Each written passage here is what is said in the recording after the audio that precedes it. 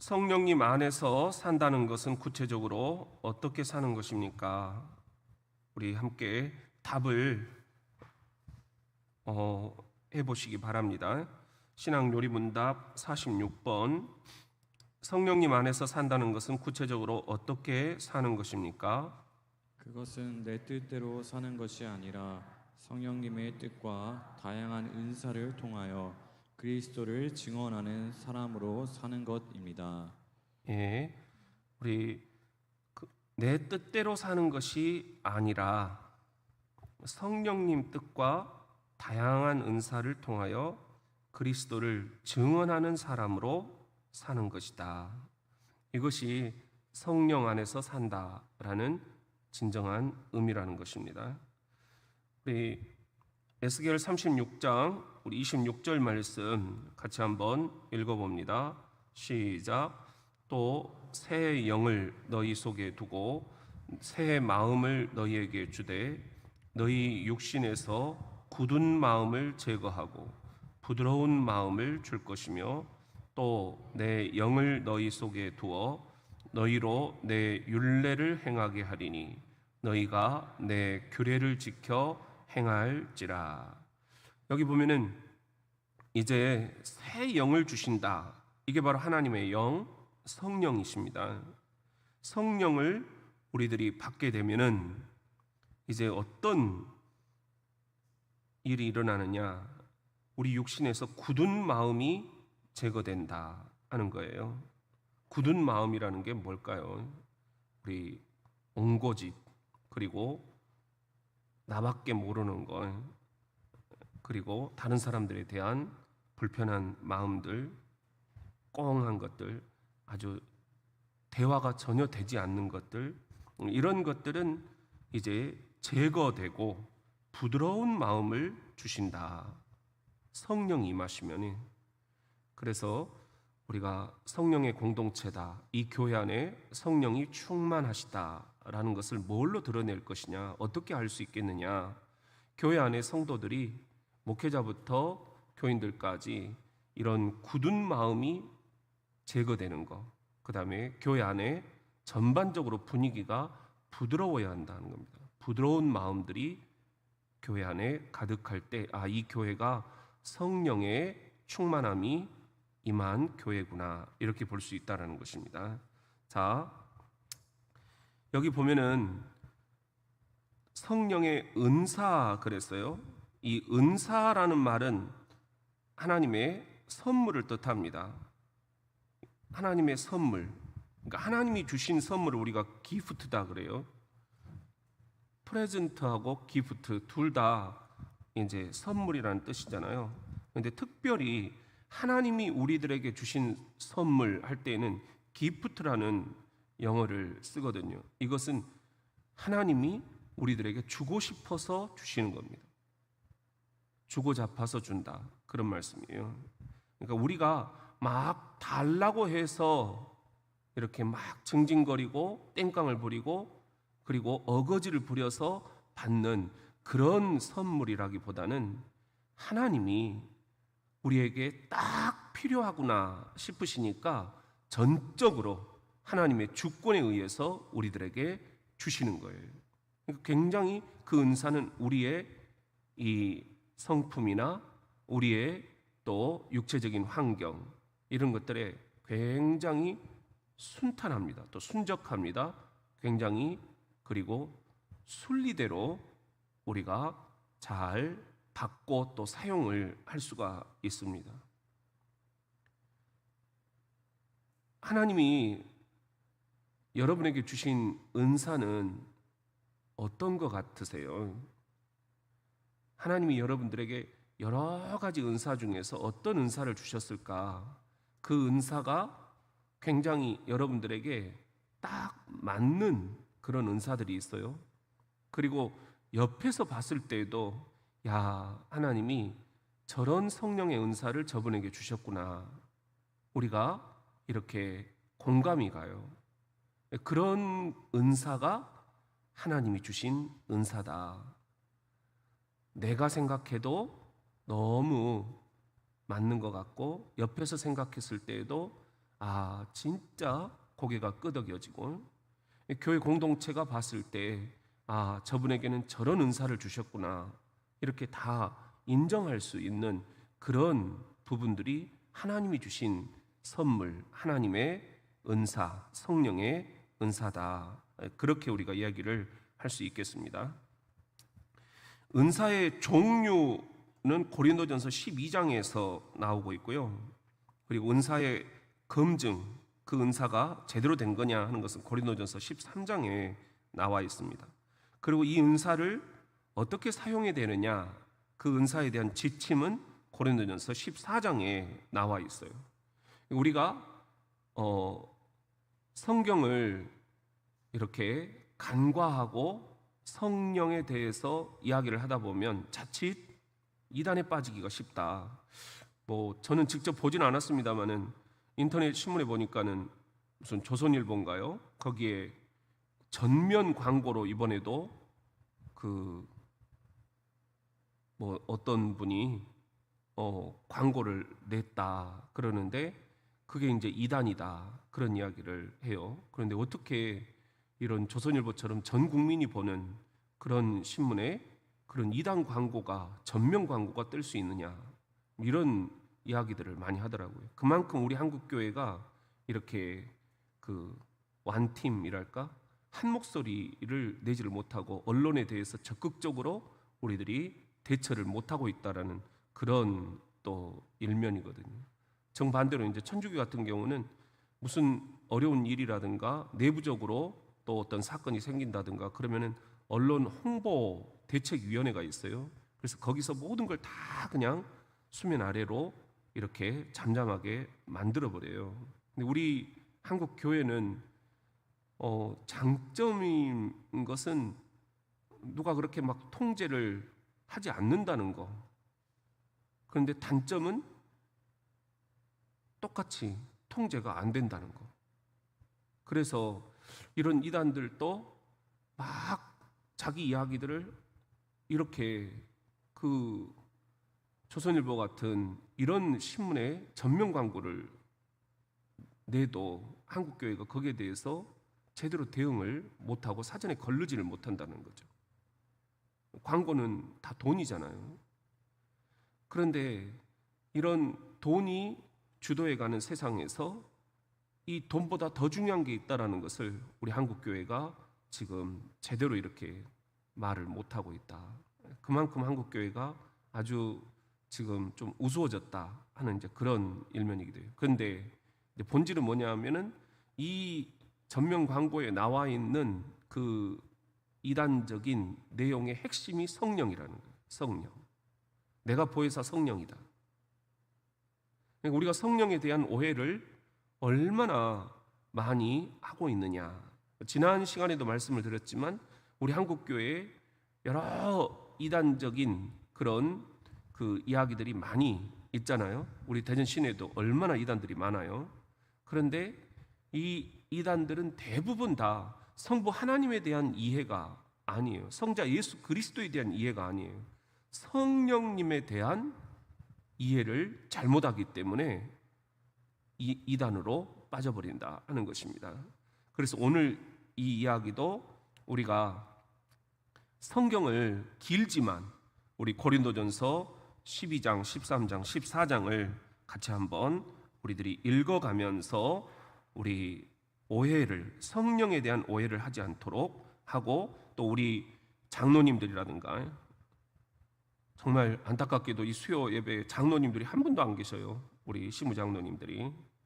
교회가 흔들리지 않으려면 장로님들이 정신 차려야 됩니다. 그리고 또 안수 집사님들, 권사님들, 내가 다 아는 것이다 라고 교만하게 생각을 하면 안 됩니다. 우리가 알면서도 빠지는 거예요. 이 이단의 문제들에 대해서 우리들이 고린도전서 12장 함께 이렇게 제가 읽어가도록 하겠습니다. 여러분들이 성경을 직접 펴시고 한번 따라와 주시기를 바랍니다. 형제들아, 신령한 것에 대하여 나는 너희가 알지 못하기를 원하지 아니하노니.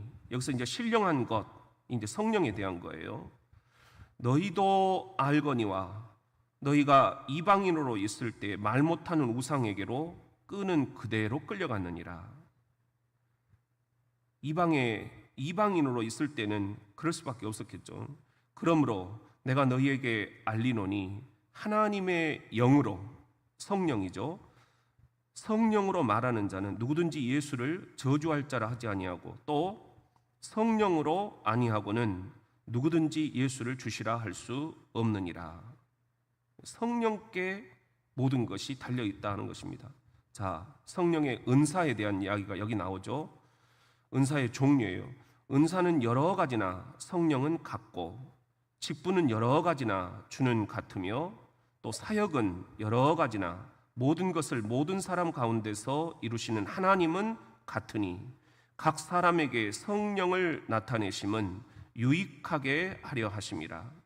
어떤 사람에게는 성령으로 말미암아 뭐죠? 지혜의 말씀. 성령의 은사 첫 번째는 지혜의 말씀을 주셨다는 겁니다. 그 다음에 어떤 사람에게는 같은 성령을 따라 뭐죠? 지식의 말씀을 은사로 주셨다는 거예요. 다른 사람에게는 같은 성령으로 믿음을 주셨다. 믿음도 성령께서 선물로 주셔야만 우리가 받을 수 있다 하는 거예요. 우리 교회 안에도 보면은 정말 믿음이 아주 신실한 분들이 있어요. 성령의 은사입니다. 선물로 주신 겁니다. 또 어떤 사람에게는 성령으로 병 고치는 은사를, 그렇죠. 병 고치는 은사도 이게 내가 달라고 해서 내가 억지로 받는 것이 아니다라는 거예요. 하나님이 선물로 주시는 거다. 선물은 주시는 자의 마음입니다. 자, 그 다음에 어떤 사람에게는 뭐죠? 능력 행하는 것도 성령의 은사예요. 또 어떤 사람에게는 뭐죠? 애언도 성령의 은사다. 다 어떤 사람에게는 뭐죠? 영들 분별하는 것. 이게 성령의 역사냐 악령의 역사냐? 영들을 분별하는 것. 이 분별이 굉장히 중요하죠. 요즘 같은 경우에는 워낙 정보가 다양하고 워낙 이단들이 판을 많이 치기 때문에 영 분별의 은사가 꼭 필요한데 그것도 성령의 은사다. 선물로 주시는 것이다. 다른 사람에게는 각종 뭐죠? 방언 말하는 것. 방언도 성령의 은사다. 절대 무시하면 안 된다는 겁니다. 다 어떤 사람에게는 방언들 뭡니까? 통역함을 주시나니 통역도 성령의 은사다. 방언 통역의 은사. 그 다음에 이 모든 일은 한 성령이 행하신다는 거예요. 그의 뜻대로, 성령의 뜻대로 각 사람에게 나누어 주시는 것이다. 이해되시죠? 성령께서 성령의 뜻대로 나누어 주신다. 이게 우리가 달라고 해서 되는 게 아니다.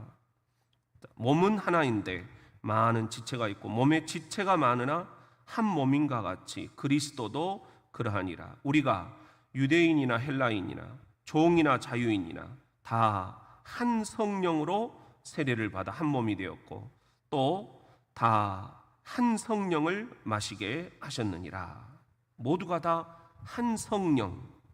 그 다음에 몸은 한 지체뿐만 아니요 여럿이니 만일 발이 이르되 나는 손이 아니니 몸에 붙어 있지 아니하였다 할지라도 이로써 몸에 붙지 아니한 것이 아니요 또 귀가 이르되 나는 눈이 아니니 몸에 붙지 아니하였다 할지라도 이로써 몸에 붙지 아니한 것이 아니니 만일 온 몸이 눈이면 듣는 곳은 어디며 온 몸이 듣는 곳이면 냄새 맡는 곳은 어디냐. 그러나 이제 하나님이 그 원하시는 대로 지체를 각각 몸에 두셨으니 만일 다 한 지체뿐이면 몸은 어디냐. 이제 지체는 많으나 몸은 하나라. 눈이 손들어 내가 너를 쓸 데가 없다 하거나 또한 머리가 발들어 내가 너를 쓸 데가 없다 하지 못하리라. 그뿐 아니라 더 약하게 보이는 몸의 지체가 도리어 요긴하고 우리가 몸에 덜 귀히 여기는 그것들을 더욱 귀한 것들로 입혀주며 우리의 아름답지 못한 지체는 더욱 아름다운 것을 얻느니라. 그런즉 우리의 아름다운 지체는 그럴 필요가 없느니라. 오직 하나님이 몸을 고르게 하여 부족한 지체에게 귀중함을 더하사 몸 가운데서 분쟁이 없고 오직 여러 지체가 서로 같이 돌보게 하셨느니라. 만일 한 지체가 고통을 받으면 모든 지체가 함께 고통을 받고 한 지체가 영광을 얻으면 모든 지체가 함께 즐거워하느니라. 너희는 그리스도의 몸이요 지체의 각 부분이라. 하나님이 교회 중에 몇을 세우셨으니 첫째는 사도요, 둘째는 선지자요, 셋째는 교사요, 그 다음은 능력을 행하는 자요, 그 다음은 병 고치는 은사와 서로 돕는 것과 다스리는 것과 각종 방언을 말하는 것이라. 다 사도이겠느냐? 다 선지자이겠느냐? 다 교사이겠느냐? 다 능력을 행하는 자이겠느냐? 다 병 고치는 은사를 가진 자이겠느냐? 다 방언을 말하는 자이겠느냐? 다 통역하는 자이겠느냐? 각각 하나님께서 성령의 은사를 아주 최적화시켜서 그에게는 이런 은사를, 저에게는 저런 은사를 다양하게 주셨다. 우리 교회 안에도 다양한 성령의 은사들이 존재한다 하는 겁니다. 모두가 다 눈일 수는 없다. 모두가 다 귀일 수는 없다.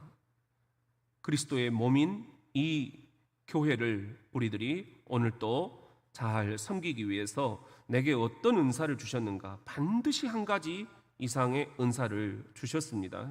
그 은사를 우리들이 이 시간에 함께 사모할 수 있어야 되겠습니다.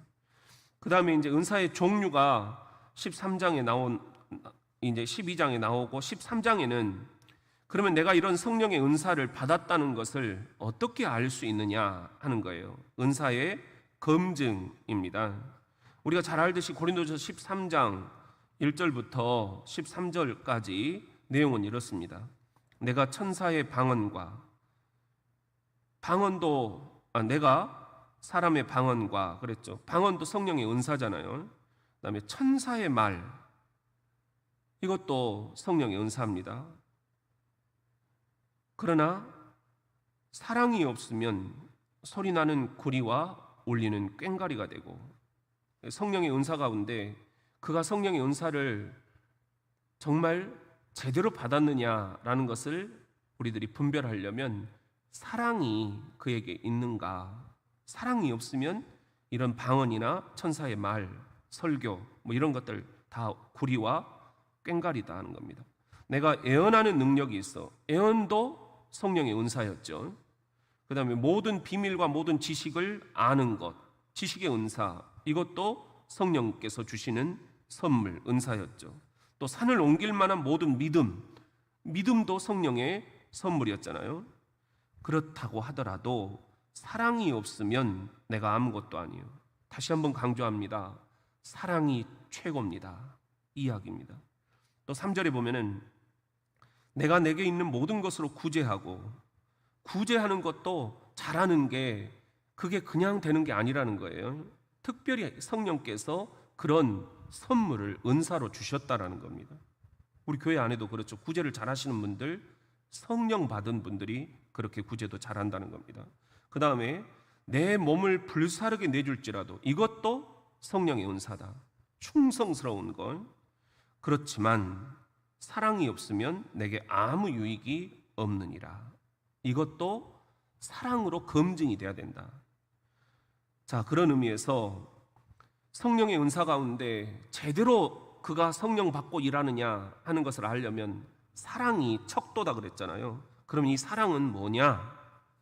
첫째가 오래 참는 것, 둘째는 온유한 것, 셋째는 시기하지 아니하는 것, 넷째는 성령 받고 사는 사람들 절대로 자랑하지 않는다는 것, 또 교만하지 않는다는 것, 그리고 성령의 은사를 받았느냐 그것을 알아보려면 그가 무례히 행하지 않는다는 겁니다. 또 자기의 유익을 굳지 않는다는 것, 또 성내지 않는다는 것, 또 악한 것을 생각하지 않는다는 겁니다. 그리고 성령을 받고 사는 사람, 불의를 기뻐하지 않고 진리와 함께 기뻐한다는 겁니다. 또 모든 것을 참으며, 모든 것을 믿으며, 모든 것을 바라며, 모든 것을 견딘다. 이게 성령 받은 사람들의 모습이라는 거예요. 사랑은 언제까지나 떨어지지 아니하되 애언도 패하고, 성령의 선물이 영구하지는 않다는 거죠. 애언의 은사 언젠가는 끝난다는 겁니다. 방언도 그치고 언젠가 끝난다는 겁니다. 저도 이렇게 중학교 때 이제 방언 체험을 했는데, 여러분들도 뭐 방언 체험 하신 분들이 많이 계시잖아요. 근데 그것이 지금까지 이렇게 지속되나요? 어느 순간 내가 그걸 잘 선용하지 않고 또 내 마음속에 내가 정말 이것이 단가? 그리고 내 안에 어떤 교만이 들어올 때 주님께서 성령으로 주신 이 선물들을 거두어 가시는 그런 것들을 보게 됩니다. 그것이 한시적이라는 것입니다. 왜냐하면 주신 분이 가져가시면 어쩔 수가 없는 거죠. 그걸 이제 억지로 내가 계속해서 받은 것처럼 살려면 다 이제 위선자가 되고 사기꾼이 되고 이단들이 되는 거예요. 자, 지식도, 성령의 은사 가운데 지식도 있었잖아요. 근데 이 지식도 한시적이다. 거두어 가시면 끝난다는 겁니다. 우리는 부분적으로 알고 부분적으로 애언하니 온전한 것이 올 때에는 부분적으로 하던 것이 패하리라. 내가 어렸을 때에는 말하는 것이 어린아이와 같고 깨닫는 것이 어린아이와 같고 생각하는 것이 어린아이와 같다가 장성한 사람이 되어서는 어린아이의 일을 버렸노라.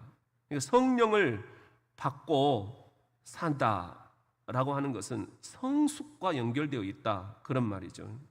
어린아이 때처럼 그렇게 살아서는 안 된다 하는 것입니다. 어른처럼 그렇게 우리가 생각하고 또 일을 해야 된다 하는 것입니다. 우리가 지금은 거울로 보는 것 같이 희미하나 그때에는 얼굴과 얼굴을 대하여 볼 것이요 지금은 내가 부분적으로 하나 그때에는 주께서 나를 아신 것 같이 내가 온전히 알리라. 그런즉 믿음, 소망, 사랑 이 세 가지는 항상 있을 것인데 그 중에 제 일은 뭐다? 사랑이라. 그러니까 어떻게 성령을 받았는지 안 받았는지 검증을 할 수가 있을까? 답은 사랑이다. 그러니까 그가 아무리 방언을 많이 하고 애언을 많이 하고 지식이 아주 풍부하고 믿음이 충천한다 할지라도 병을 고치고 그냥 뭐 방언 통역을 하고 뭐 별별 은사를 다 받았다 할지라도 그걸 사랑으로 그 은사를 선용하지 않으면 그건 성령 받은 것이 아니다라는 거예요. 그건 자기를 드러내는 것에 불과할 뿐이다 하는 것입니다. 그 다음에 이제 고린도전서 14장은 그러면 우리가 받은 이런 성령의 은사를 어떻게 써야 되느냐, 지침이 나와요. 그 은사의 지침 우리가 한번 생각을 해봅시다. 사랑을 추구하며 신령한 것들을 사모하되, 그렇죠? 우리가 사랑이 최고라고 그랬죠. 사랑을 추구하며 신령한 것들, 성령의 은사들을 사모하되 특별히 애언을 하려고 하라. 애언이 굉장히 중요하다. 그렇게 지금 사도 바울이 이야기를 하고 있어요. 이유가 나옵니다. 방언을 말하는 자는 사람에게 하지 아니하고 누구에게? 하나님께 한다라는 거예요. 이는 알아듣는 자가 없고 영으로 비밀을 말함이라. 그렇죠. 누가 방언을 하면 계속해서 우리가 이렇게 귀를 쫑긋 거리잖아요. 저게 뭔 소리지? 그렇다고 우리가 알아먹을 수 있는 게 아니잖아요. 하나님께 드리는 기도다. 영의 기도다라는 겁니다. 영의 기도. 그런데 애언하는 자는 누구에게 말한다? 사람에게 말한다는 거예요. 그래서 뭘 세운다? 덕을 세운다. 권면하고 위로한다. 이게 애언의 기능이라는 것입니다. 그렇기 때문에 방언보다 애언이 훨씬 더 중요하다. 그런 이야기예요. 애언이 꼭 지금 뭐 뉴스에서 나오듯이 뭐 점치고 뭐 이런 게 아니라는 거 우리가 이미 공부했었죠. 하나님의 비전을 가지고 회중에게 앞으로 나아가야 할 길들을 제시하고, 그리고 우리가 지금 제대로 말씀으로 살고 있는가, 예배 생활을 잘하고 있는가, 기도 생활을 제대로 하고 있는가, 봉사 생활을 제대로 하고 있는가, 이것을 말씀으로 깨우쳐주고 그 지적에 대해서 우리들이 주님, 내가 어떻게 해야 합니까? 자복하고 통회하는 그런 공동체가 될 때 애언이다 하는 거예요. 앞날을 점치는 것이 애언이 절대 아니다. 그런 건 예수가 아니어도 다 하는 거예요. 귀신들도 앞날을 점치고 있어요. 여러분들 여기 보문산 입구에 가보세요. 수많은 무당집들, 오늘 또 보니까는 뭐 아주 그냥 점 잘 치는 집이라고 막 나와 있고, 뭐 MBC, KBS 뉴스에서 나왔다고 우리 어제 교육자들 가본데도 그러잖아요. 그런 예수가 그런 어떤 점쟁이는 아니라는 것입니다. 이 사회와 이 역사에 대해서 이렇게 살면 안 된다, 교인들에 대해서 이렇게 신앙생활하면 안 된다, 예언자적인 상상력을 가지고 길을 분명하게 제시해주는 구약의 예언자들이 했던 그 예언자로서의 역할을 하는 것, 이것이 참된 의미의 예언이라는 거예요. 그렇기 때문에 예언은 사람에게 말하는 것이다. 그래서 예언은 덕을 세우는 것이고 권면하는 것이고 위로하는 것이다. 4절에 보면은 방언을 말하는 자는 자기의 덕을 세우고, 그렇죠? 또 예언하는 자는 교회의 덕을 세운다. 교회를 어떻게 세워갈 것인가, 이것이 예언의 역할이라 하는 것입니다. 나는 너희가 다 방언 말하기를 원하나 특별히 예언하기를 원하노라. 만일 방언을 말하는 자가 통역하여 교회의 덕을 세우지 아니하면 예언하는 자만 못하다. 그런즉 형제들아, 내가 너희에게 나아가서 방언으로 말하고 계시나 지식이나 예언이나 가르치는 것으로 말하지 아니하면 너희에게 무엇이 유익하리요?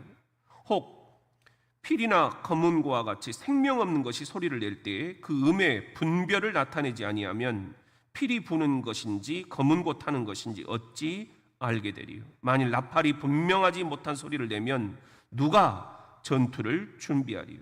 이와 같이 너희도 혀로서 알아듣기 쉬운 말을 하지 아니하면 그 말하는 것을 어찌 알리요? 이는 허공에다 말하는 것이라. 이같이 세상에 소리의 종류가 많으나 뜻없는 소리는 없나니, 그러므로 내가 그 소리의 뜻을 알지 못하면 내가 말하는 자에게 외국인이 되고 말하는 자도 내게 외국인이 되리니, 그러므로 너희도 영적인 것을 사모하는 자인즉 교회의 덕을 세우기 위하여 그것이 풍성하기를 구하라. 성령의 은사를 구하라는 거예요. 풍성할 수 있도록 구하라는 거예요.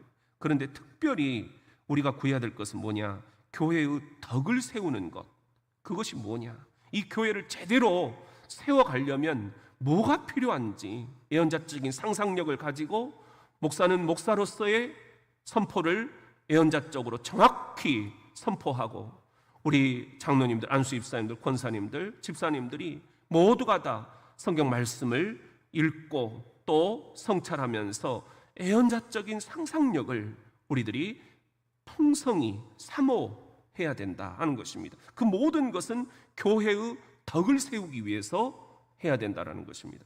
13절에 보면은 그러므로 방언을 말하는 자는 통역하기를 기도할지니 내가 만일 방언으로 기도하면 나의 영이 기도하거니와, 그렇죠, 방언은 영의 기도라고 그랬어요. 나의 마음은 열매를 맺지 못하리라. 그렇죠, 방언은 영의 기도로 하나님께 올려지는 것이지 내 마음의 열매가 맺히는 것은 아니라는 거예요. 그러면 어떻게 할까? 사도 바울이 이야기를 하는 겁니다. 그러면 우리가 어떻게 할까? 내가 영으로 기도하고 마음으로 기도하며 내가 영으로 찬송하고 또 마음으로 찬송하리라. 여러분, 이런 성령의 기쁨이 또 성령의 은사가 여러분에게 충만하기를 주의 이름으로 축원합니다. 그러니까 내 힘으로 기도하려고 하면 금방 힘이 떨어져요. 팍팍해요. 여러분도 경험을 해보셨죠? 영으로 기도하는 것, 또 마음으로 기도하는 것, 영으로 찬송하는 것, 마음으로 찬송하는 것, 이것이 성령 받은 교회 공동체의 모습이다 하는 것입니다. 억지로 하면은 다 들통이 나요. 그렇지 아니하면 네가 영으로 축복할 때 알지 못하는 처지에 있는 자가 네가 무슨 말을 하는지 알지 못하고 네 감사에 어찌 아멘 하리요? 그러겠죠. 너는 감사를 잘하였으나 그러나 다른 사람은 덕세움을 받지 못하리라. 내가 너희 모든 사람보다 방언을 더 말함으로 하나님께 감사하노라. 사도 바울이야말로 방언에 대해서는 달인이었어요. 은사를 아주 풍성히 받았어요. 그러나 보세요, 사도 바울이 이런 이야기를 합니다. 교회에서 네가 남을 가르치기 위하여 깨달은 마음으로 5마디 말을 하는 것이 1만마디 방언으로 말하는 것보다 나으니라. 여러분들, 이 말 뜻을, 사도 바울의 이 심정을 좀 헤아릴 수 있겠습니까? 내가 방언으로 1만마디 하는 것보다 정말 교인들이 알아듣기 쉽게 5마디를 정확하게 해주는 것이 교회의 덕을 세우는데 더 중요하다 하는 것입니다. 왜냐하면 방언은 나를 드러내기가 쉽기 때문입니다. 그러지 말고 정확하게 예언자적인 상상력을 가지고 말씀으로 깨우쳐주는 것이 더 필요하다. 말귀를 알아듣도록 해야 된다는 겁니다. 안 그러면 장로고 안수집사고 권사고 목사고 다 깨닫지를 못하는 게, 다 자기식대로 받아들이고 평생을 다른 이상한 생각들에 젖어서 진정으로 우리가 신앙생활을 못하고 말 수가 있다 하는 것입니다.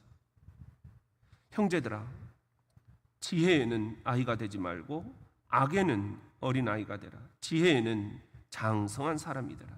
율법에 기록된 바 주께서 이르시되 내가 다른 방언을 말하는 자와 다른 입술로 이 백성에게 말할지라도 그들이 여전히 듣지 아니하리라 하였으니, 그러므로 방언은 믿는 자들을 위하지 아니하고 믿지 아니하는 자들을 위하는 표적이나 예언은 믿지 아니하는 자들을 위하지 않고 믿는 자들을 위함이니라. 그러므로 온 교회가 함께 모여 다 방언으로 말하면 알지 못하는 자들이나 믿지 아니하는 자들이 들어와서 너희를 미쳤다 그러지 않겠어요? 우리가 막 방언으로 이렇게 기도하고 있으면 믿지 아니하는 사람들 입장에서는 저 사람들 다 미쳤다 이렇게 하지 않겠느냐. 그러나 다 예언을 하면, 정확한 예언자적 상상력이 성도들에게 선포가 되면 믿지 아니하는 자들이나 알지 못하는 자들이 들어와서 모든 사람에게 책망을 들으며 모든 사람에게 판단을 받고 그 마음에 숨은 일들이 드러나게 되므로 엎드려 하나님께 경배하며 하나님이 참으로 너희 가운데 계신다 전파하리라. 이것이 예언의 기능이라는 거예요. 그렇기 때문에 우리가 1만마디 방언으로 얘기하는 것보다 내가 5마디 정확하게 예언자적인 선포를 하는 것이 더 낫겠다. 사도 바울은 그렇게 우리들에게 지침을 주고 있습니다. 그런즉 형제들아 어찌할까? 너희가 모일 때 각각 찬송 시도 있으며 가르치는 말씀도 있으며 계시도 있으며 방언도 있으며 통역함도 있나니, 자, 여러 가지 성령의 은사가 다 있다는 거예요, 교회 안에. 그런데 모든 것을 뭘 세우기 위하여 하라? 덕을 세우기 위하여 하라. 덕을 세우기 위하여 하라. 성령의 은사, 지침, 핵심은 교회의 건덕이에요. 교회의 덕을 세우지 못하는 성령의 은사라면 그것은 안 받는 것보다 못하다. 다 이단들도 점쟁이들도 귀신들도 능력은 행한다라는 겁니다. 앞일을 다 알아맞힌다는 겁니다. 근데 그게 뭐가 중요하냐는 겁니다. 교회가 예수님의 지체로서 덕을 세울 수 있는 그런 성령의 공동체가 되지 못한다면 그게 다 뭔 소용이냐? 뭔 소용이냐? Why not? 그런 말이 있죠. 그래서 어쨌다는 거냐? 만일 누가 방언으로 말하거든 2사람이나 많아야 3사람이 차례를 따라하고 1사람이 통역할 것이요. 옆에서 누군가가 통역을 해줘야 진짜 도움이 되지 않겠느냐, 그런 말입니다. 만일 통역하는 자가 없으면 교회에서는 뭐하라? 잠잠하고 자기와 하나님께 말할 것이요. 교회 공동체 안에서 나 방언한다 이렇게 이야기하지 않는 것이 좋겠다. 이게 사도 바울이 얘기하는 지침입니다. 지침, 방언의 지침. 차라리 그것은 하나님과 1대1로 단독자로서 골방에서 기도할 때 방언 기도로 하는 게 좋겠다. 그런 이야기입니다. 애언하는 자는 둘이나 셋이나 말하고 다른 이들은 분별할 것이요. 애언자적인 선포가 주어질 때 이것이 과연 하나님께서 주시는 말씀이냐 아니냐, 이것을 옆에서 분별할 수 있는 그런 사람이 필요하다 하는 거예요. 만일 곁에 앉아있는 다른 이에게 계시가 있으면 먼저 하던 자는 잠잠할지니라. 너희는 다 모든 사람에게 배우게 하고 모든 사람으로 권면을 받게 하기 위하여 하나씩 하나씩 애언할 수 있느니라. 모두가 다 돌아가면서 하나님께서 내게 주신 말씀, 하나님께서 내게 지금 주시는 음성, 이런 것들을 이야기할 수 있도록 서로 잘 돌아가면서 배려하면서 들으라는 거예요. 너무 한 사람에게만 많은 그런 기회를 줘서는 또 안 된다라는 것입니다. 하나님은 우리 공동체 전체에게 음성을 주시기 때문입니다. 애언하는 자들의 영은 애언하는 자들에게 제재를 받나니. 자, 애언도 방언보다 훨씬 더 현실적으로 깨우침을 주지만 이것도 분별이 필요하고 또 잘못되면 엉터리 지금 애언들이 나갈 수 있다라는 거예요. 그러니까 제재가 필요하다 하는 거예요. 그러면서 33절, 우리 하나님은 무질서의 하나님이 아니시오. 하나님은 질서가 분명한 하나님이시라는 거예요. 성령의 은사에 있어서도. 그러니까 우리가 무질서하게 막 방언하고 애언하고 병 고치고 교회가 그렇게 무질서해지면 절대 안 된다 하는 것입니다. 하나님은 무질서의 하나님이 아니시오. 오직 무엇의 하나님이시다? 화평의 하나님이시니라. 이런 성령의 은사를 교회가 받아서 교회가 화평하게 돼야 된다는 거죠. 그게 교회의 덕을 세우는 거죠. 그래야 성령의 공동체가 된다. 성령의 사로잡힘 가운데 살아가는 공동체가 된다. 모든 성도가 교회에서 함과 같이, 여자는 교회에서 잠잠하라. 이제 이것이 오늘날 우리 굉장히 여성들에게는 이렇게 그 마음에 불편함을 줄 수 있는 그런 구절이 될 수 있어요. 그건 인정합니다. 그런데 이 당시에 어떤 시대 상황에서 나온 말씀인가 하는 것을 우리가 또 살펴보고, 오늘날에는 그런 또 시대 환경과는 많이 달라졌다라는 걸 우리가 또 인정하지 않으면 안 돼요. 그래서 시대에 맞는 옷을 우리들이 갈아입으면서 거기에 적절하게 우리들이 함께 말씀을 이렇게 받아 해석할 수 있는 그런 애언자적인 상상력이, 분별력이 필요하다 하는 것입니다. 그들에게는 말하는 것을 허락함이 없나니 율법에 이른 것 같이 오직 복종할 것이요. 만약에 오늘날 남자들이 교회 안에서 수근수근거리고 또 집에 가서 막 또 말을 만들어내고 한다고 하면 주님은 똑같이 말씀하실 거예요. 남자들은 교회에서 잠잠하라. 그러지 않으시겠어요? 그 다음에 또 35절, 만일 무엇을 배우려거든 집에서 자기 남편에게 물을지니 조용히 집에 가서 물어보라는 겁니다. 여자가 교회에서 말하는 것은 부끄러운 것이라. 말을 만들면 안 된다라는 거죠. 하나님의 말씀이 너희로부터 난 것이냐 또는 너희에게만 임한 것이냐. 그러니까 교회 안에서 내가 은사 받았다 해가지고 교회를 어지럽히는 사람들이 있어요. 그게 여성이라면 오늘 주신 말씀이 그대로 적용이 돼야 됩니다.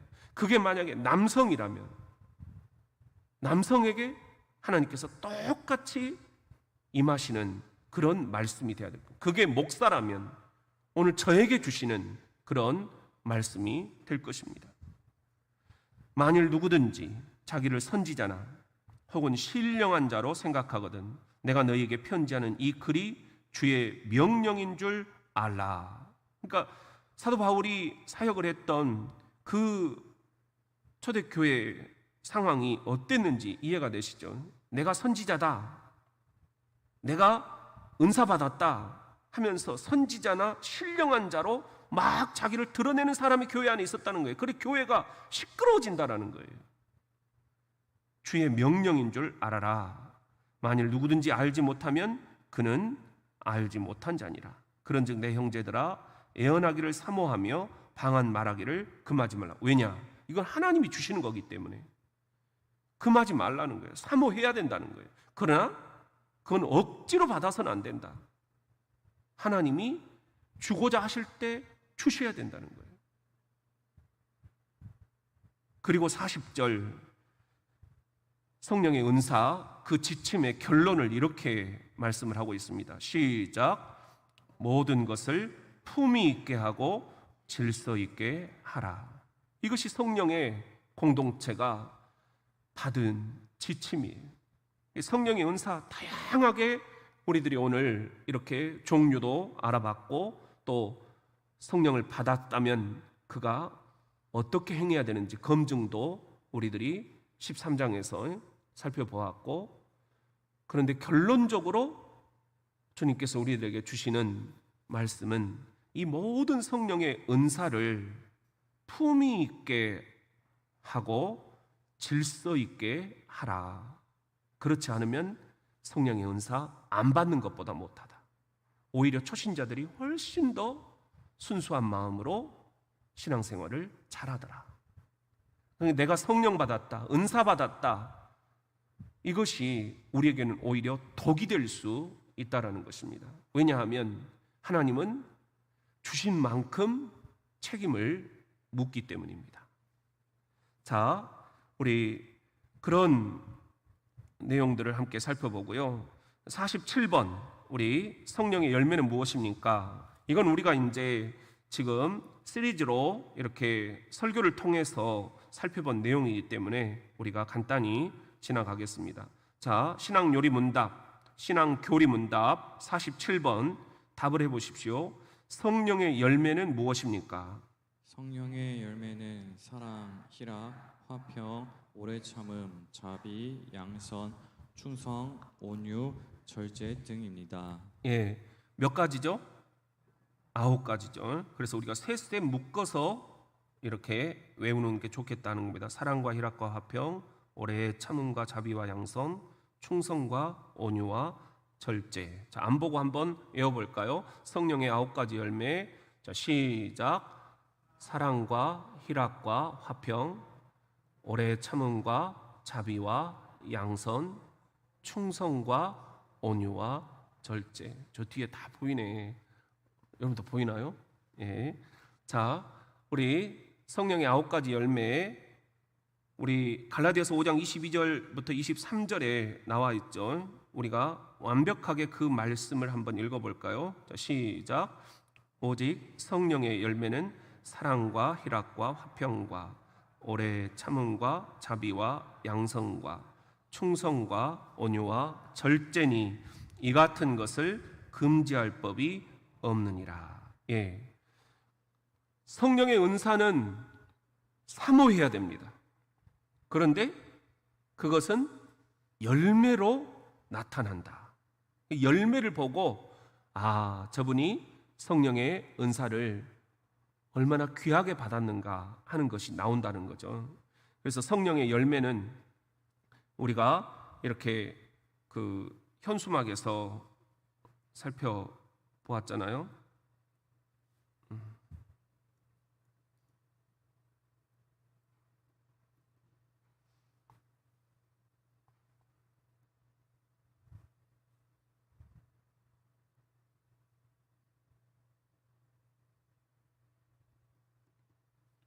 안 먹히네. 예.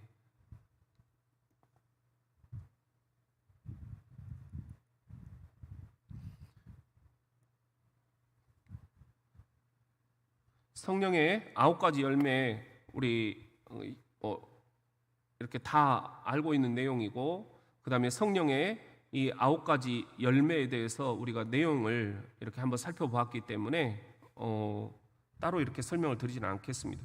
지금 잘 안 먹혀서 이것도 절제하라고 그러시는 것 같아요. 성령의 9가지 열매 가운데 여러분들은 뭐가 가장 이렇게 가슴에 와닿습니까? 성령을 받으면 사람들이 다 조금 이렇게 오버하는 경향들이 생겨나는 것 같아요. 그러니까 뭐 방언을 받았다, 예언을 받았다, 뭐 병을 고친다, 혹은 뭐 지식을, 또 그 다음에 지혜를, 또 믿음을, 뭐 여러 가지 능력 행하는 거, 이런 것들이 처음에는 다 순수한데 근데 이상하게 변질이 되는 거예요. 왜냐하면 사람들의 박수가 있고 병을 고치고 그리고 방언을 하고 예언을 하고 방언 통역을 하고 신기하잖아요. 그러니까 내가 나 자신을 통제를 못하는 그런 상황들까지 가는 것 같아요. 그래서 저는 성령의 열매 가운데 우리 마지막 열매가 뭐였죠? 절제였죠. 그래서 절제의 열매가 왜 마지막일까? 그러니까 성령의 열매, 그를 딱 보면은 사랑이 보이죠. 희락, 그의 얼굴을 보면 기쁨이 있죠. 성령 받은 거예요. 그를 보면 항상 이렇게 화평을 위해서 힘을 쓰죠. 성령 받은 사람이에요. 오래 참으려 하고 또 자비가 있고 그 다음에 양선, 항상 선한 사람이에요. 그 다음에 충성, 하나는 끝내줘요. 그리고 매우 온유한 사람이에요. 이런 성령의 열매들 다 이야기하신 다음에 주께서 우리들에게 9번째 열매로 무슨 열매요? 절제의 열매를 말씀을 하시는 거예요. 그래서 성령 받았다라고 하는 사람들이 여기서 무너지는구나. 여기서 무너지는구나. 그러니까 수많은 이단들이 성령론에서 항상 문제가 생긴다고 그랬잖아요. 그것은 자기를 절제하지 못하는, 셀프 컨트롤, 자기 통제를 못하는 거예요. 나도 나를 통제를 못하는 것입니다. 그래서 교회가 어지럽혀지고 교회가 두 쪽이 나기도 하고 담임 목사가 오버해가지고 그냥 교주가 돼버리기도 하고 또 막 그 갈등 속에서 여러 흐름들로 나눠져서 교회가 아주 앞을 볼 수 없는 그런 캄캄한 영적인 어둠 상태로 빠져드는 것을 볼 수 있습니다. 그래서 절제가 마지막이다. 절제가 마지막이다. 그러니까 모든 성령의 은사는 마지막은 절제해야 된다. 절제해야 된다. 우리 찬송 한 곡 부르고요. 같이 유튜브로 들어오신 분들 또 교회 안에 계신 분들 한번 유튜브로 한번 복습 한번 하고 마치도록 그렇게 하실까요? 네. 우리 196장 찬송 한번 다시 부릅시다. 성령의 은사 우리가 사모해야 됩니다. 그렇지만 절제해야 된다까지 우리 한번 주님 앞에 고백합시다.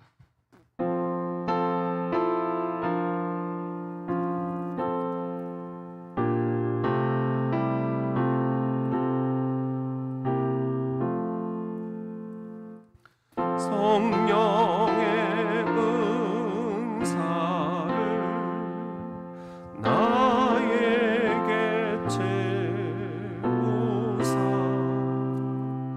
주님의 사랑 본받아 나 살게 하소서.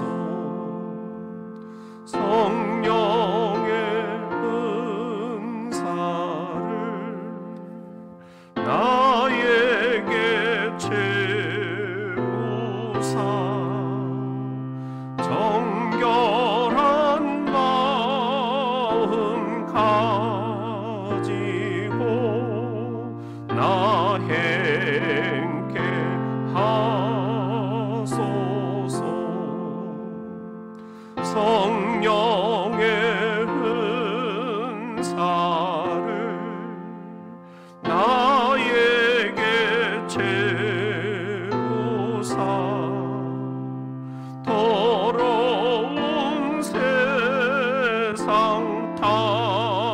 묘을 다 태워 주소서. 성령의 은사를 나에게 채우사 영원한 주님 나라에 나 살게 하소서.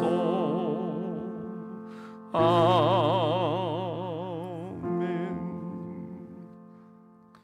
우리 한번 여러분들 되새김질을 해봅시다. 성령님 안에서 산다는 것은 구체적으로 어떻게 사는 것입니까? 그런 질문에 대해서요, 여러분들, 그것은 내 뜻대로 사는 것이 아니라 성령님의 뜻과 다양한 무엇을 통하여, 오늘 우리가 공부한 거에 뭐였죠? 다양한 성령의 뭐였죠? 은사. 그렇습니다. 임숙희, 김효주. 우리 한번 복습을 해봅시다. 은사는 뭐라고 그랬습니까? 은사는 누가 주시는 선물이다? 하나님이 주시는 선물이다. 내가 막 억지로 달라고 해서 받을 수 있는 게 아니라는 겁니다. 하나님의 선물. 그렇습니다. 우리 김효주, 장기철, 이현희, 계속 지금 강현정, 김현태, 우리 김성옥, 박윤수, 이기혁, 신미숙, 심령의 유필순, 박승희, 정경인. 고맙습니다. 감사합니다. 자, 그렇게 해서 성령의 은사를 통해서 그리스도를 멋멋 하는 사람으로 사는 것입니다. 그랬습니다. 자, 성령님 안에서 산다는 것은 내 뜻대로 사는 것이 아니라 성령님의 뜻과 다양한 은사를 통하여 그리스도를 멋멋 하는 사람으로 사는 것. 여기까지가 답이에요. 그러니까 은사가 나를 드러내는 것으로 끝나버리면 절대 안 된다. 그건 결국 이 다양한 은사를 주신 그 의미가 뭐냐, 목적이 뭐냐, 그리스도를 뭐 하는 데 있다. 그렇습니다. 증언하는 데 있다. 정말 오늘 공부 제대로 하시네요. 우리 김효주, 신미숙, 김현태, 이현희, 장기철, 이은숙, 박병숙, 이경, 박미라, 김성경, 김성옥, 계속 손선희, 이은숙, 강현정, 좋습니다. 자, 성령을 여러분들 이제 받았다라고 했을 때 그 오늘 성령의 은사는 고린도전서 12장에 나온다고 그랬죠. 그 다음에 성령의 은사가 제대로 된 은사냐 하는 것은 고린도전서 13장을 읽어보면 된다고 그랬어요. 그러면 성령의 은사를 어떻게 써야 되느냐? 그건 고린도전서 몇 장에 나옵니까? 14장. 그렇죠. 고린도전서 14장을 읽어보면 된다고 그랬어요. 은사 지침 나옵니다. 자, 고린도전서 14장 그 핵심은 마지막 절입니다. 자, 마지막 절 뭐였죠? 모든 것을 품위 있게 하고 그 다음에 뭐라고 그랬죠? 한번 써보십시오. 품위와 질서. 전경임 정확합니다. 품위와 질서. 답이 계속 올라옵니다. 모든 것을 품위 있게 하고 질서 있게 하라. 그렇지 않으면 성령의 선물, 은사는 안 받은 것보다 못하다. 왜냐하면 주님이 주신 만큼 반드시 책임을 묻는다. 그래서 지금 수많은 이단들이 그 책임을 져야 합니다. 주님은 살아계시기 때문입니다. 자, 그러면 마지막 질문입니다.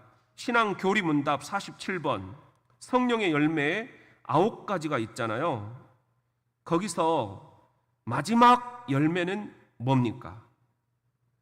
성령의 열매 마지막으로 우리가 꼭 신경을 써야 될 게 뭡니까? 그렇죠. 마지막 다 여기서 무너집니다. 너무 오버한다는 겁니다. 우리가 기도원 다니는 거 좋습니다. 수도원 다니는 거 좋습니다. 방언하고 예언하고 병 고치는 거 좋습니다. 그런데 그런 모든 것들이 다 교회의 덕을 세우기 위해서 해야 된다 그랬어요. 그러려면 뭐가 필요하다? 마지막으로 절제입니다. 절제가 필요하다. 절제. 좋습니다. 이은숙, 윤명신, 김성경, 박병숙, 김성옥, 이영희, 박미라, 우리 이연희, 손선희, 이재숙 등등등. 네, 저 장기철 인천까지 다 들어오셨네요. 고맙습니다. 기도하겠습니다.